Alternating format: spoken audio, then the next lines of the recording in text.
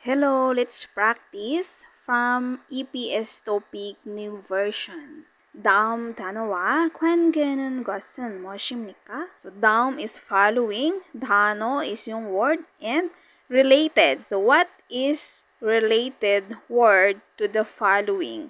Ano daw yung may ugnayan? So ang ating hahanapin ay yung nasa loob ng box, yung nara. So nara is country. Ano ba yung country? Nepal.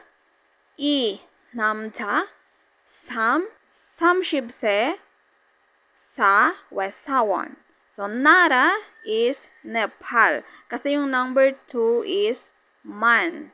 Yung number 3 naman is, age niya is 30. Sa is company workers or office worker. So, fill in the blank yung number 2. 직업. Ano yung 직업? Yun yung occupation. 1. 여자. 2. 25세. 3. 농부. 4. 대구시.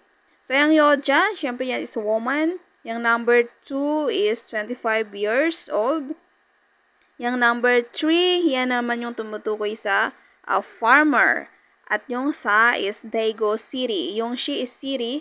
So, ang sagot ay number 3, farmer, ang occupation. Sa number 3, 국적. Ito naman yung nationality. 국적. 1. 어부. 2. 남자. So, panay 남자. 3. 베트남. 4. 부산시. So, ang sagot ay number 3, Vietnam. So, yung obu, yan yung fisherman.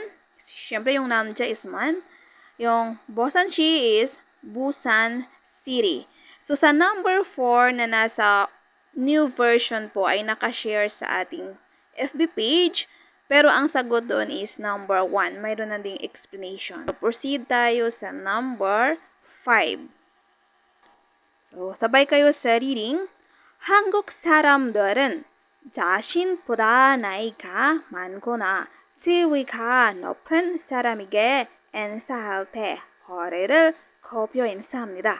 So, medyo mahaba-haba yung babasahin natin. So, kapag atin siyang i-breakdown, Korean people, 한국 사람들은 자신보다 is than you. Yung 자신 is yung oneself or ako, ikaw, ganun. Yung 보다 is comparing sa aking sarili, 나이가 man is mas may edad. So, pag sinabi nating 나이 is yung age, yung man is madami. So, kapag pinagsabi natin yan, 나이가 man is yung mas older. Yung kona is or, 지위가. Ano naman yung 지위가? Yung 지위 is position. Yung guys, particle na yan. Yung 높은, yan yung high. 사람에게, sa tao. Yung ige is to or for the person, for the people. So, ibig sabihin, ang Korean people daw is kapag yung edad ay mas mataas or mas may edad sa'yo or higher position, 인사할 때. So, when greetings, 인사하다 is nag-greet. 허리를 굽혀 인사합니다. So, yung 인사합니다 ay nag-greet daw is nagbabaw. 허리를, yung hori is yung waist. Siyempre, kapag nagbabaw is nagbe-bend. Yung 굽혀 인사합니다 is bend ng waist when greetings doon sa tao na mas higher position or mas older kaysa sa'yo. Next, 자신보다 어리구나. Ano yung ori? Yan po yung younger. So, kapag younger naman sa'yo, or 친한. Yung 친한 naman is close. Yung sarami ganon is sa para doon sa tao na close or mas younger sa'yo, ang ginagawa nila is nag-wave. 손을 흔들어 인사합니다. So, kapag nag-greet sila is waving na lang sila ng kanilang hand. Yung son is kamay, 흔들어, wave, 인사합니다. So, kapag nag-greet daw is nagwi-wave na lang ng hand kapag yung tao is close or mas bata sa'yo. Next, 공적인 상황에서는. So, 상황에서는 is yung situation. 공적인 is yung public. Ibig sabihin, sa public situation or sa formal situation daw, mainly is shake hand. Yung akso is to shake. Shake hand.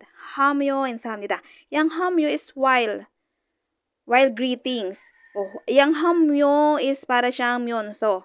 So, inad siya dyan as a written kasi sa formal written siya.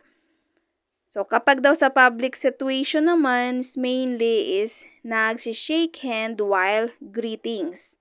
So, next, ite.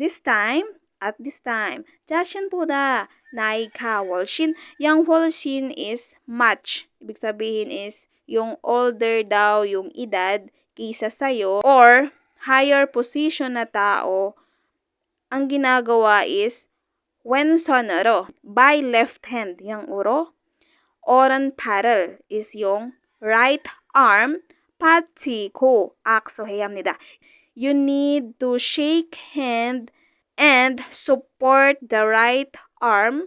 받치 is to support. Yung ko is end na yan. 받치고 악수해야 합니다. You need to shake hand and support yung right arm with left hand if 사람이라면. So, if higher position or yung edad is mas matanda kaysa sa'yo.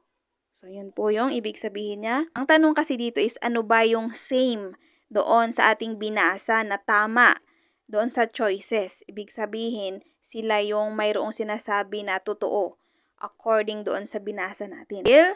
친한 친구에게는 허리를 굽혀 인사해야 합니다.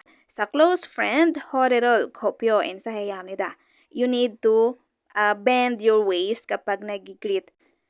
Dito sa ating binasa, kapag naman close friend mo siya, is waving lang kapag nag-greet. So, itong sa number 1 na choices natin is nagbabaw.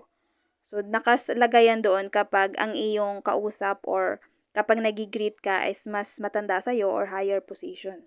So, X yung number 1. So, sa number 2 or 2번, 공적인 상황에서 인사할 때는 주로 손을 흔듭니다. Ibig sabihin is nagwi-wave lang daw mainly ng hand kapag nag-greet doon sa formal situation or kapag nasa public situation daw is nagwi-wave lang daw. So, number 2 is hanapin natin sa public situation, ang ginagawa is nag-shake hand kasi yung 흔듭니다 is waving. So, hindi ito ang sagot. Number 3 tayo.